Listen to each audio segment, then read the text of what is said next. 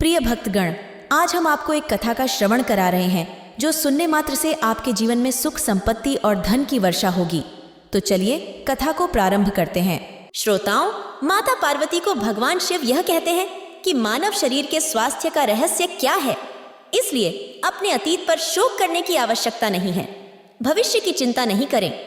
बुद्धिमानी यह है कि आप अपने वर्तमान को ईमानदारी से जिएं। अधिकांश मानव जानते ही नहीं कि वर्तमान में जीने की कला क्या है, क्योंकि उन्हें यह आवश्यकता नहीं है। उन्हें बीते हुए कल की चिंता करनी है, आने वाले भविष्य की नहीं। और यदि मानव वर्तमान में जी सकता है तो कोशिश करें और देखें। अगर आप यह कहानी सुन रहे हैं तो पूरा सुने। इस कथा को आधा अधूरा छोड़कर जाने की गलती मत करिएगा, क्योंकि इस पवित्र कथा को पूरा सुनने से मनचाहा फल की प्राप्ति होगी। इसलिए इस कथा को पूरा सुने। आप शिव भक्त हैं तो भोलेनाथ का अनादर ना करें। एक बार जब मानव वर्तमान में जीने लगता है तो मानव मन और शरीर पूरी तरह से स्वस्थ हो जाता है। इससे न तो मानव को अतीत के दुख का सामना करना पड़ेगा और न ही आने वाले भविष्य की कोई चिंता रहेगी, बल्कि वर्तमान में जीने से मानव को वह सुख मिलेगा जो कभी पहले महसूस नहीं किया होगा। तब माता पार्वती कहती है, हे प्राणनाथ, कृपया मुझे विस्तार से बताएं। तब भगवान शिव कहते हैं, हे प्रिय, मैं आज एक कहानी के माध्यम से बताने जा रहा हूं, कृपया इसे ध्यान से सुने। देवी, आज की कहानी मानव को एक ऐसी सीख देगी जिसे समझने के बाद मानव अपने भूतकाल और भविष्य को पीछे छोड़कर वर्तमान में बेहतर जी सकता है। इस कहानी की शुरुआत एक व्यक्ति से होती है जो बहुत ही दुखी और परेशान था। वह एक पहाड़ की चट्टान पर बैठकर रो रहा था। इस समय वहां से एक बौद्ध भिक्षु गुजर रहे थे और उन्होंने उसे रोते हुए देखा। भिक्षु ने उस व्यक्ति के पास जाकर कहा, तुम यहां से कूद क्यों नहीं लेते? अपनी जान लेने की सोच रहे हो क्या? व्यक्ति ने कहा, तुमने ठीक कहा है, लेकिन इससे मेरे लिए कोई फर्क नहीं पड़ता। मेरा जीवन है, मैं जीता हूं जैसे मुझे ठीक लगता है। तभी भिक्षु ने कहा, तो फिर तुम यहां बैठकर क्यों रो रहे हो? अगर तुम्हें यही करना है तो वहां से कूदने में क्या हानि है? उस आदमी ने यह सुनकर थोड़ा सा गुस्सा दिखाया और बौद्ध भिक्षु को बोला, ध्यान दें महाराज, मैं यहाँ जो कुछ भी करने आया हूँ वह मैं करूँगा, लेकिन आपको इसमें हस्तक्षेप करने की कोई आवश्यकता नहीं है। इसके बाद उस आदमी ने भिक्षु से कहा, अच्छा बताओ, क्या तुम सब कुछ छोड़कर आए हो और फिर क्या तुमने कुछ लाया है? इस पर वह आदमी रोने लगा। इसके बाद उसने भिक्षु से कहा, हे गुरुजी, मैंने सब कुछ छोड़ लिया है, मेरे पास अब कुछ नहीं है, ना मैंने कुछ खोने के लिए बचा है, तो मैं अब क्या करूं? इस पर भिक्षु ने कहा, तुम अगर ऐसा कर रहे हो तो तुम अपने सिर पर यह बोझ क्यों लेकर घूम रहे हो? फिर भिक्षु ने जोड़ा, तुम्हें अपने जीवन को बनाने का वक्त आया है, इसे खुद ही नए मोड़ पर ले जाओ। गुरुजी, मैं यह समझ नहीं पा रहा हूं कि मैंने कौन सा भार उठा रखा है, मेरे हाथ खाली है और मेरे पास कुछ नहीं है। इस पर वह भिक्षु विचार में बोलते हैं, तुम्हारी सांसों की भी तबीयत ठीक नहीं है, क्या तुम यहाँ इस जगह से जाने का विचार कर रहे हो और इतना रो क्यों रहे हो? एक रिक्त आत्मा कभी भी आसानी से नहीं कर सकती। जो कंगाल हो गया है, जिसके पास कुछ भी नहीं बचा है, वह ऐसा क्यों करेगा? इस पर उस व्यक्ति को और भी क्रोध आता है और उस भिक्षु से कहता है, तुम मेरी बात से क्या समझते हो? इस पर भिक्षु कहते हैं, क्या तुमने कभी अपने अंतर की ओर झांकने का प्रयास किया है? तुमने कितना भार उठाया हुआ है? तुम इन दोनों कंधों पर कौन कौन से भार लेकर चल रहे हो और इन बोझों को कब तक सहोगे? इन भारों को यहीं छोड़ दो और थोड़ा हल्का हो जाओ। तुम इन बोझों के नीचे कब तक दबे रहोगे? जैसे ही वह व्यक्ति ने ये बातें सुनी, वह तुरंत ही उनके पैरों में गिर पड़ा और हाथ जोड़कर बोला, गुरुजी, मुझे अब तक कोई समझ नहीं आई है। यहाँ से कई लोग आए और चले गए हैं, लेकिन कोई भी मेरे साथ इस बारे में नहीं बात करा। आपने मेरे मन की बातें पहले ही समझ ली हैं। मेरे परिवार वाले तक ने मेरी समस्या को समझने में कोई कोशिश नहीं की है, लेकिन आपने एक बार में ही मेरी पूरी कहानी समझ ली है। आगे वह व्यक्ति उस बौद्ध भिक्षु को बताता है, क्या आप मेरी समस्या का समाधान कर सकते हैं? भिक्षु उत्तर देते हैं, समस्या कहाँ है? वह व्यक्ति कहता है, मेरे घर में है, कृपया मेरे साथ आइए। वह व्यक्ति उत्साहित होकर कहता है, नहीं, समस्या तुम्हारे घर में नहीं है। भिक्षु उत्तर देते हैं, नहीं गुरुजी, समस्या तुम्हारे घर में नहीं है, समस्या तुम्हारे भीतर है।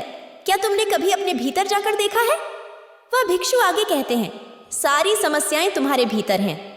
जब तक तुम उनका समाधान नहीं करोगे, तब तक तुम्हें हर जगह हर समय केवल समस्या ही नजर आएगी, और अगर समस्या घर पर है तो तुम इस पहाड़िया की चोटी पर क्या कर रहे हो? तुम तो कह रहे थे कि तुमने पीछे सब कुछ छोड़ दिया है, अपना घर, अपना परिवार, अपने सगे संबंधी, और यदि तुमने ये सारी चीजें छोड़ दी हैं तो तुम्हारी समस्या भी वहीं पर छूट गई है। फिर तुम भला इतने परेशान क्यों हो? उन बहुत दीक्षित के मुख से ये सारी बातें सुनकर पर्सन बोलता है, हे गुरुवर, आप सही कह रहे हैं, मैं आपकी बातों को समझ पा रहा हूँ। कमी तो मेरे अंदर है, मैं किसी काम का नहीं हूँ। मैं जब भी कोई काम करने जाता हूँ तो सब बिगाड़ देता हूँ। मेरे हाथों सारे काम गड़बड़ हो जाते हैं। मैंने आज तक कोई काम ढंग का नहीं किया, मेरी तो किस्मत ही खराब है। उस व्यक्ति के मुंह से यह सुनकर बौद्ध भिक्षु मुस्कुराएं और उस व्यक्ति से कहें, अच्छा, तुम्हें लगता है कि तुम्हारी किस्मत खराब है, तो मुझे ये बताओ कि तुम्हारी किस्मत में क्या खराबी है? तभी हुआ व्यक्ति उन बौद्ध भिक्षु से कहता है, नमस्कार गुरुवर, मैंने व्यापार करने का निर्णय लिया था और उसके लिए मेरे पास धन नहीं था, तो मैंने अपने परिवार से थोड़ा पैसा मांगा और उसका उपयोग करके मैंने व्यापार शुरू किया। लेकिन मेरी कहानी में एक बदलाव हुआ। शुरुआत में मेरे परिवार ने मुझसे मदद की और साथ खड़ा होने में मेरा साथ दिया। सब कुछ ठीक चल रहा था, लेकिन समय के साथ मेरे व्यापार में कुछ चुनौतियों का सामना करना पड़ा। देखते ही देखते मेरे परिवार नाराज हो गए और मुझसे दूर हो गए। मैं चाहता था कि मैं अच्छा व्यापार करूं और अच्छा पैसा कमाऊं ताकि मैं अपने परिवार का ध्यान रख सकूं और उन्हें उनकी इच्छाओं की पूर्ति कर सकूं। मैं सब कुछ उनके लिए कर रहा था, लेकिन वे मुझसे सही से समझ नहीं पा रहे थे और मुझे इसका जिम्मेदार ठहराने लगे। मुझे लगता है कि मैंने कुछ गलतियां की हैं। मेरे एक दोस्त ने भी व्यापार शुरू किया था और उसका व्यापार बहुत अच्छा चल रहा है। जब भी वह मेरे घर आता है तो वह अपने अच्छे व्यापार की बातें मुझसे जरूर शेयर करता है। हमेशा वह यह कहता है कि उसने अपने मेहनत और संघर्ष से अपना व्यापार बनाया है और उसे सफलता मिली है। वह बताता है कि कैसे उसने अपनी मेहनत से अपना व्यापार उच्च स्थान पर पहुंचाया है। यह सब सुनकर मेरे परिवार वाले भी मेरे को मोटिवेट करते हैं और मुझसे कहते हैं कि मैं भी कुछ कर सकता हूँ। इसके बावजूद मेरा व्यापार कुछ समय बाद बुरी तरह से टूट गया और मेरा घर गिरवी में चला गया है। अब मैं परेशान हूँ और समझ नहीं पा रहा हूँ कि आगे क्या करूँ। कृपया मुझे सुझाव दें। अच्छा, तुम्हें ये पता है कि तुम्हारा मित्र तुम्हारे पास क्यों आता था? तभी वो व्यक्ति कहता है, हाँ, मुझे अच्छी तरह से पता है।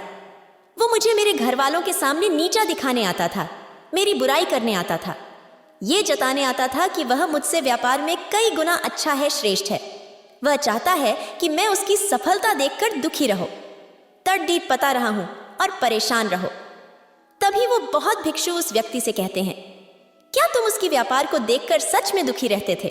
वह व्यक्ति कहता है, हाँ, इतना अच्छा उसने व्यापार खड़िया किया है और मेरा व्यापार चौपट हो गया, तो ये देखकर मुझे तो दुख होगा ही, मुझे तो जलन होगी ही। तभी वो बहुत भिक्षु उस व्यक्ति से कहते हैं, तुम्हें दुख इस बात का था, अपनी असफलता का या फिर अपनी दोस्त की सफलता का? तभी वह व्यक्ति उन बौद्ध भिक्षुओं से कहता है, मेरे असफल होने पर मुझे ऐसा विचार नहीं था, लेकिन वह इतना सफल हो गया था कि मैं उसे देखकर ईर्ष्या महसूस करता था, जलन होती थी और मैं यह देखकर दुखी रहता था, पछताता रहता, तड़ड़ा पता रहता। तभी एक बौद्ध भिक्षु उस व्यक्ति से कहते हैं, इसका मतलब है कि तुम्हारे दोस्त का असफल होना तुम्हें खुशी देगा। तब वह व्यक्ति कहता है, हाँ हाँ, मुझे बड़ी खुशी होगी। अगर वह असफल हो जाए तो उसका व्यापार बंद हो जाए। यह सुनकर बौद्ध भिक्षु फिर से मुस्कुराए और उस व्यक्ति से कहते हैं, इसका अर्थ है कि तुम्हारी खुशी तुम्हारे दोस्त पर निर्भर करती है। यदि वह चाहे तो तुम्हें खुश कर सकता है और यदि चाहे तो तुम्हें दुखी भी कर सकता है, क्योंकि तुम खुद से न तो खुश हो सकते हो और न ही दुखी। तुम तो अपने दोस्त के गुलाम बन चुके हो और यदि यही बात हो तो तुम्हारी समस्या का कोई समाधान नहीं दिख रहा है, क्योंकि तुम्हारी खुशियां और दुख तुम्हारे आत्मविश्वास और त्वरितता पर निर्भर करते हैं। तुम्हारे कर्मों का प्रभाव अब तक विशेष नहीं हुआ है। तुम ना तो खुश हो सके हो और ना ही दुखी। मैं तुम्हारी समस्या का समाधान करने में समर्थ नहीं हूँ। इसलिए जब हम दूसरों से आशा करते हैं, हम खुद को उनके व्यवहार पर पूरी तरह से निर्भर कर लेते हैं। एक बौद्ध भिक्षु ने सही राह दिखाने की बजाय उस व्यक्ति से कहा, अगर मैं तुम्हें कोई रास्ता नहीं बता सकता तो मैं तुम्हें तुम्हारी समस्या का समाधान नहीं दे सकता।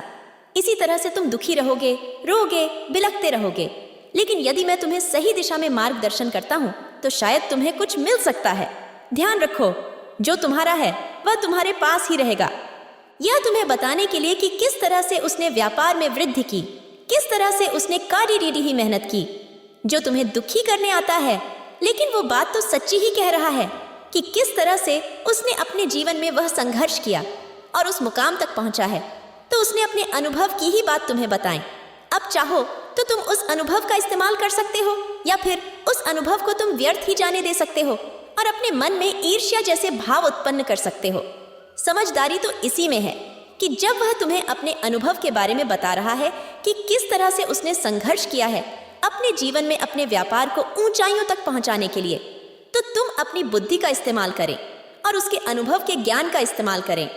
तुम्हें खुश होना चाहिए कि जो अनुभव तुम्हें चाहिए था वह तुम्हें तेरे दोस्त से मिल रहा है, और इसके लिए तुम्हें अपने दोस्त की कृतज्ञता व्यक्त करनी चाहिए, क्योंकि तुम घर बैठे बैठे उस अनुभव को प्राप्त कर रहे हो जो तुम अपने जीवन से प्राप्त नहीं कर सकते। इसलिए आगे बढ़ो, संघर्ष करो, उस अनुभव का उपयोग करो और हार मत मानो, क्योंकि समय की एक खूबी यह है कि वह चाहे जैसा भी हो वह जरूर बदल जाता है। इसलिए समय जैसा भी हो, अच्छा या बुरा, उसका अच्छा प्रयोग करो। और याद रखो, सबसे महत्वपूर्ण बात यह है कि तुम्हें जीवित रहकर इन समयों का सामना करना होगा। जब तुम्हारा अच्छा समय आएगा, तुम अपने संघर्षों से अपने व्यापार को बनाए रखोगे और उसे नई ऊंचाइयों तक पहुंचाओगे। तब ये हैं तेरे दोस्त, वे तेरे साथ होंगे और अपनी कहानी तुझे सिखाएंगे, उनकी सफलताओं की बल्कि उनकी असफलताओं की कहानी सुनाएंगे, ताकि तू उनसे सीखें और गलतियों से बचे। वे चाहेंगे कि तू उनके तरह कोई गलत निर्णय न ले, बल्कि उनके तरह बुद्धिमानी से काम करे। तू उनके तरह नहीं हारे, बल्कि यहाँ तुझे अपनी समझ का इस्तेमाल करना होगा। तू उनकी बातों पर ध्यान नहीं देना, बल्कि अपनी सोच से काम करना होगा, क्योंकि जब वक्त आएगा वे तुझे निराश नहीं बल्कि दुखी देखना चाहेंगे। उन्हें तुझे दुखी देखकर उतना ही आनंद होगा जितना कि तू उन्हें दुखी देखकर महसूस करेगा। यही बातें एक बौद्ध भिक्षु उस व्यक्ति से कहता है, हे गुरुदेव, आप बिल्कुल सही कह रहे हैं। मैंने अपने जीवन को नहीं बल्कि मेरे परिवार और मित्रों ने चलाया है। वे मेरे जीवन को सुख दुख से भरा हुआ रख रहे हैं। लेकिन मेरा एक प्रश्न है, जब मैंने व्यापार शुरू किया था तो मेरा लक्ष्य यह था कि मैं अपने परिवार को सुखी बना सकूं, उन्हें आनंदमय जीवन दे सकूं। क्या परिवार के लिए सोचना गलत है? मैं तो अपने परिवार के लिए ही सब कुछ कर रहा हूं। लेकिन व्यापार में नुकसान होने के बाद वह परिवार भी मुझे छोड़ डीडीएच गया। इस पर बहुत विशु मुस्कुराने लगे। तभी वो व्यक्ति कहता है, अब इसमें मुस्कुराने वाली बात क्या है? क्या मैंने कोई गलत प्रश्न पूछ लिया? तभी वो बहुत भिक्षु कहते हैं, नहीं, हर व्यक्ति यह चाहता है कि कोई उसकी गलती पर उसे सांत्वना दे, और तुम भी वही चाहते हो। हर कोई यही चाहता है कि जब वो कुछ करे तो उनकी प्रशंसा की जाए, और जब हमें प्रशंसा नहीं मिलती तो हमें भीतर ही भीतर बड़ा दुख होता है। हमारे मन को एक ठेस पहुंचती है, और तब हमारे मन में यह भाव उत्पन्न होने लगता है कि इस दुनिया में सभी मतलबी हैं, सभी अपने मतलब के लिए जीते हैं, सभी अपने मतलब के लिए काम करते हैं, और सभी हमारे साथ अपने मतलब के लिए ही रहते। लेकिन अगर तुम किसी को अपना परिवार मानते भी हो और अपने उस परिवार के लिए कुछ करना चाहते हो, तो फिर तुम्हें ऐसा क्यों लगता है कि तुम दूसरों के लिए कर रहे हो? तुम खुद के लिए ही काम कर रहे हो ना। अगर तुम्हें यह अनुभव हो कि तुम दूसरों के लिए कर रहे हो, तो तुम अपनी पूरी जिंदगी में खुश नहीं रहोगे, और जब तुम अपने लिए कर रहे हो तब तुम्हें एक अजीब सुख मिलेगा और तुम हमेशा खुश रहोगे। और जब तुम अपने कामों को हमेशा से बेहतर बनाने में जुटे रहोगे तो तुम्हें किसी की प्रशंसा की जरूरत नहीं पड़ी रहेगी। इस पर वह व्यक्ति उन बहुत दिनों से कहता है, हे गुरु, मैंने आपकी बात समझ ली है। मेरा भविष्य अब मेरे हाथों में है। अब तक मेरी किस्मत दूसरों के हाथों में थी, जैसे कि वे चाहे सुख या दुख का रंग भरते रहे हों। लेकिन अब से मैं अपनी किस्मत को अपने हाथों में लेता हूँ।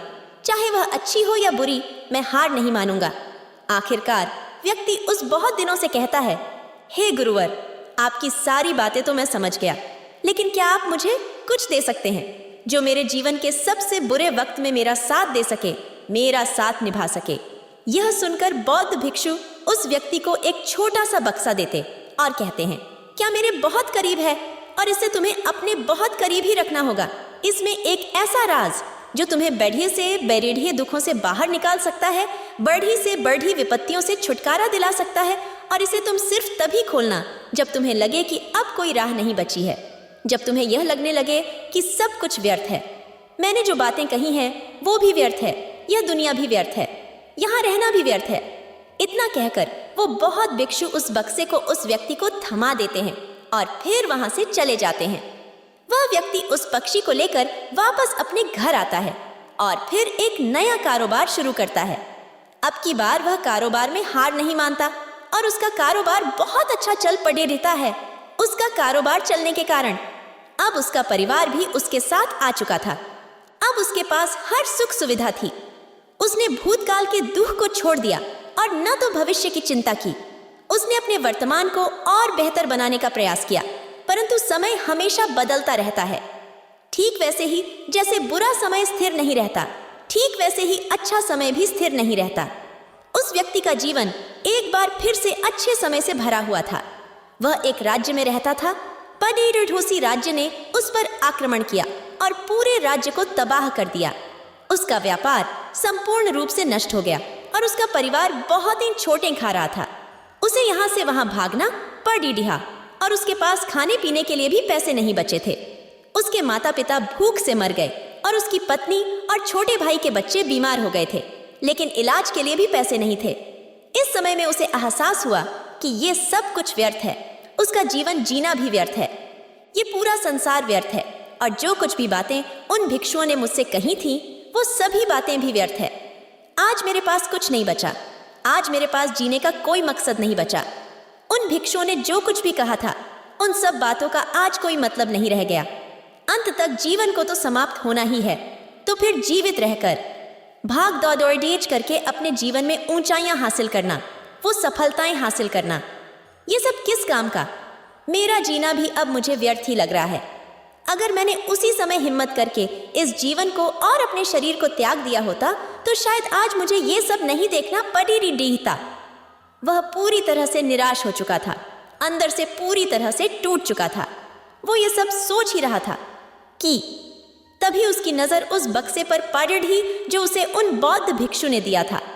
एक पर्ची उस डिब्बे में थी जिस पर लिखा था कि तुम्हारी नई जिंदगी का आरंभ कहीं भी हो सकता है, चाहे तुम्हारे पास सोने का सिक्का हो या ना हो, पर तुम्हारी उम्मीद और हिम्मत सब कुछ है। अगर तुम्हारे मन में उस पर्ची को पढ़ने के बाद भी उसी हिम्मत की रोशनी है तो तुम कुछ भी कर सकते हो। उस व्यक्ति ने वो पर्ची पढ़कर एक बार फिर आशा की लहर महसूस की और फिर से उसने अपनी हिम्मत बढ़ाई ताकि वह अपने जीवन में नई ऊंचाइयों को हासिल कर सके। ऐसा कहकर भगवान शिव ने इस कहानी को समाप्त किया। इस वीडियो को बोलते समय कोई त्रुटि हो तो मैं क्षमा चाहती हूँ। उम्मीद है आप सभी को ये वीडियो अच्छी लगी होगी। अगर आप शिव के सच्चे भक्त हैं तो चैनल को सब्सक्राइब और वीडियो को लाइक करके कमेंट में हर हर महादेव लिख दीजिए।